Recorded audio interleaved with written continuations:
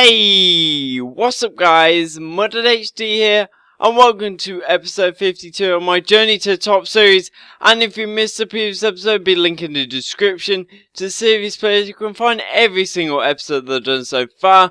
But in the previous episode, we went in the search for a centre attack midfielder, and we went and got out Berisha, and he showed a promising signs of 75 rated 22-year-old, looked absolutely amazing on the ball. But here we're carrying on where we left off from the last episode. Crystal Palace is on the cards, and they took the lead pretty easily earlier on in the game, and now we're trying to look for an equaliser.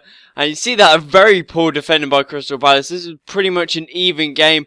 Crystal Palace have an awesome team, and MGH was thinking of doing a Crystal Palace career mode, but he decided not to and keep with the Rangers. And we got so fortunate with that chance there coming off the post, and I believe it came off the keeper's back as well. I'm not totally 100% sure, but anyway, it's a goal. Anything, I'll take anything in the championship right now. But we are performing so well. We're creating goals, which, if you can remember when we started, Yorkshire weren't the best attacking side, and now we're really a force to be reckoned with. And from a corner, what a counter-attacking play from Nilsson, who was recently subbed on, and he went up there. He just absolutely ran like an absolute machine, and boom, finesse shot underside of the keeper.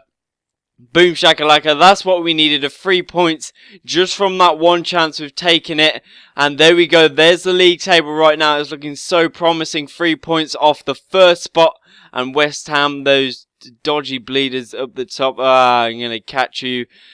And as I said in the previous episode, I went in for Ruiz, and he came out as a 62, so I think I should have left him just for a little bit longer in the youth squad. But he is here now, and I've got to say he's got decent defensive stats, but he's got about 55 pace, which is kind of ridiculous. So maybe he will be going out on loan for a year when it does come down to the January transfer window. But now we've got a game in the Capital One Cup against Swansea, and look at that goal. That goal was simple as that keeper did not even bother to dive, and we went 1-0 up, and then more of a bonus. Even though I don't like players getting injured, Nathan Dyer went down injured, and he's a really good player in real life. I really like sort of the Swansea style as well of playing.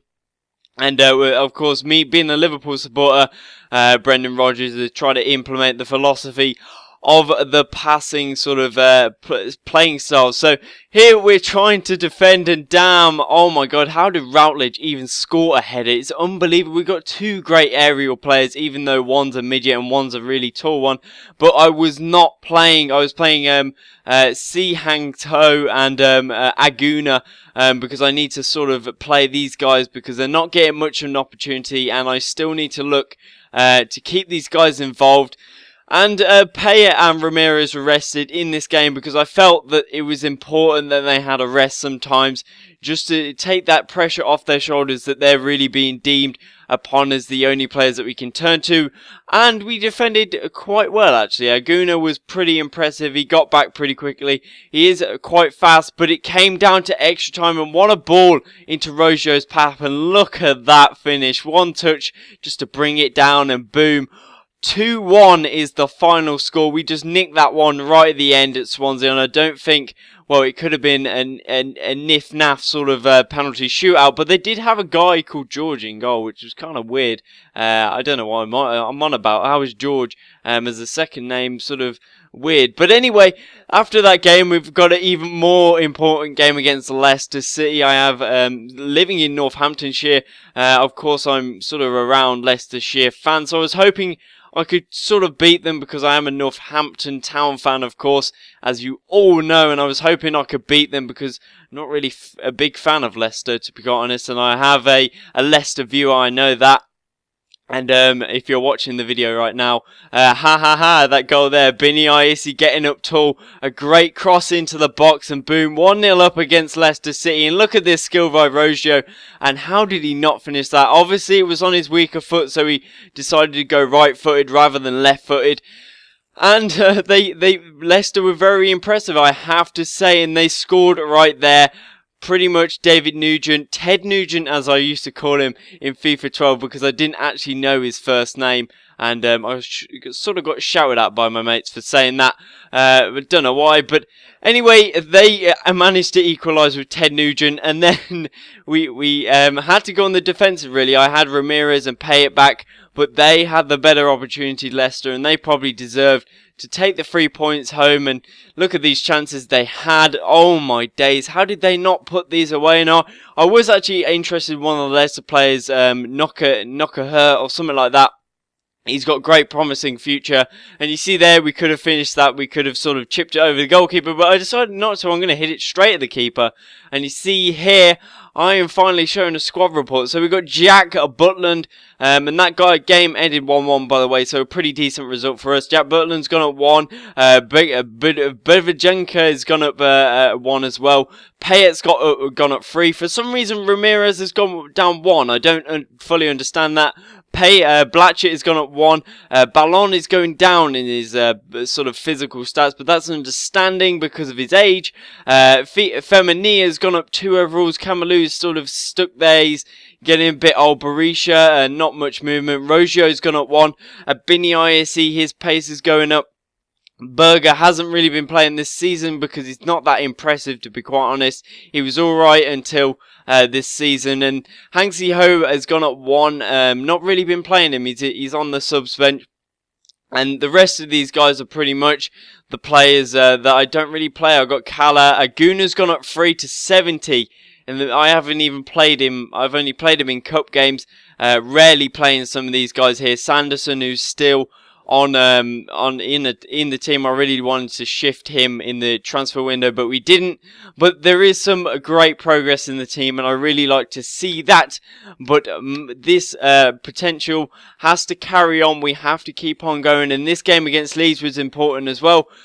And we have to go out and get the 3 points, because these sort of games we have to just go out, win the game, come off, just get ready for the next game, because it is kind of difficult, but we do have such depth in the squad now that it is kind of easy to look into the sort of the reserves and say, right, we can play this guy. But the thing with having young players and sort of they've grown into a better player is that their stamina is quite high, and I do find that players do not tire as quickly. I know Ballon, he's probably tiring a bit quickly, but he actually recovers quite quickly from games. And you see there, we managed to equalise with Valon Berisha. He's making an absolute impact on this team.